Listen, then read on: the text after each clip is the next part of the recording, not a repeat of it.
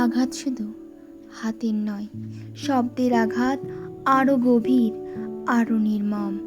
শরীরের ক্ষত সময়ের সাথে মুছে যায়, কিন্তু কথার আঘাত তার হৃদয়ের দেয়ালে আমোচনীয় দাগ রেখে যায়।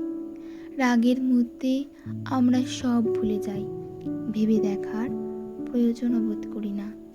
আমাদের বলা কোনো একটি শব্দ কাউকে আজীবনের জন্য ভেঙে দিতে পারে। অনেক সম্পর্ক শেষ হয়ে যায়, অনেক ভালোবাসা নিভে যায়, শুধু কিছু কথার কারণে, যা বলার সময় আমরা ভাবিনি, কিন্তু যার রেশ থেকে যায় চিরকাল। তাই বলার আগে ভাবো, তোমার শব্দ অস্ত্র হয়ে উঠেছে কিনা, তোমার কথা কারো হৃদয়ে ক্ষত তৈরি করেছে কিনা। কারণ একটি ভুল শব্দের মূল্য হতে পারে একটি সম্পর্কের শেষ, অথবা একটি হৃদয়ের আজীবনের কান্না।